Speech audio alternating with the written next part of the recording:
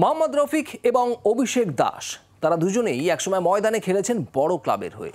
সময় পেরিয়েছে, তাদের অভিজ্ঞতা বেড়েছে, কিন্তু এই মুহূর্তে ময়দানে তথাকথিত বড় ক্লাবে আর খেলছেন না তারা। পুরনো দিনের খেলার অভিজ্ঞতা ভাগ করে নিলেন ডায়মন্ড হারবারের এই দুই ফুটবলার।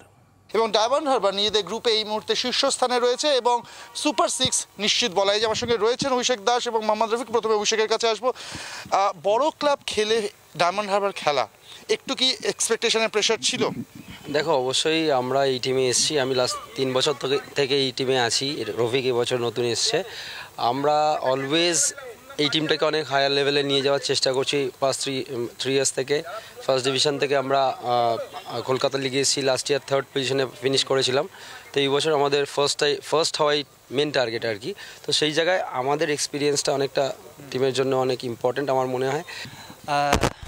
অ্যাজ এ প্লেয়ার খুবই নিজেকে প্রাউড ফিল করি যখন মাঠে খেলি। লাস্ট কলকাতা লিগ খেলেছি 2018-তে ইস্টবেঙ্গলের হয়ে, সেটা ইস্টবেঙ্গল 8বার চ্যাম্পিয়নের সদস্য আমি। আর তারপর এই 2024-এ আমরা কলকাতা লিগ খেলছি ডায়মন্ড হারবার হয়ে।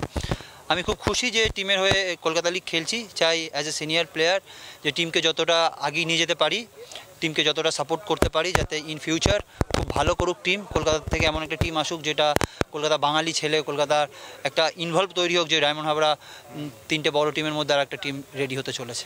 আমি আরও একটা প্রশ্ন দুজনের কাছেই রাখবো, সেটা হচ্ছে কিবু ভিকুনা অত্যন্ত নামকরা কোচ, মোহনবাগানকে আই লিগ চ্যাম্পিয়ন করেছেন, তখনও কিন্তু মোহনবাগান আইএসএল খেলছে না।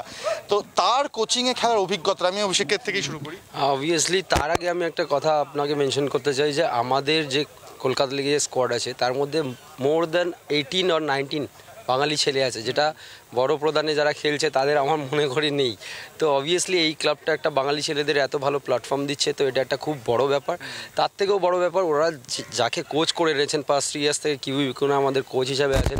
আমার মনে হয় এখন যারা মানে ভারতে কাজ করছে বিদেশি কোচরা, তাদের মধ্যে one of the best. Definitely coach খুবই ভালো, প্লেয়ারদেরকে খুব সাপোর্ট করে। এমন কোনো দিন নেই যে কোচ আমাদেরকে বলে না যে তোমরা টিমের মেন লোক। তাই এটাই হলো একটা প্লেয়ারের কাছে সবথেকে বড় সম্মান, যে কনফিডেন্স দেন। ডেফিনেটলি যে প্লেয়ারদেরকে কনফিডেন্স দিচ্ছে। যে কথা বললাম আমরা দুজনের সাথে, তারা একটা কথা পরিষ্কার জানাচ্ছেন, ডায়মন্ড হারবার ক্লাব বাঙালি ফুটবলারদের একটা বড় প্ল্যাটফর্ম দিচ্ছে এবং আগামী বাঙালি প্রজন্মের ফুটবলার তুলে আনার ক্ষেত্রে ডায়মন্ড হারবার কিন্তু অত্যন্ত গুরুত্বপূর্ণ ভূমিকা পালন করছে। এবং একই সঙ্গে দুজনেই কিন্তু প্রশংসায় পঞ্চমুখ তাদের কোচ কিবু ভিকুনাকে নিয়ে। ক্যামেরায় নবীনের সাথে অর্কদীপ্ত, জি 24 ঘন্টা, কল্যাণী। বাংলার আওয়াজ, বাঙালির আবেগ, জি 24 ঘন্টা।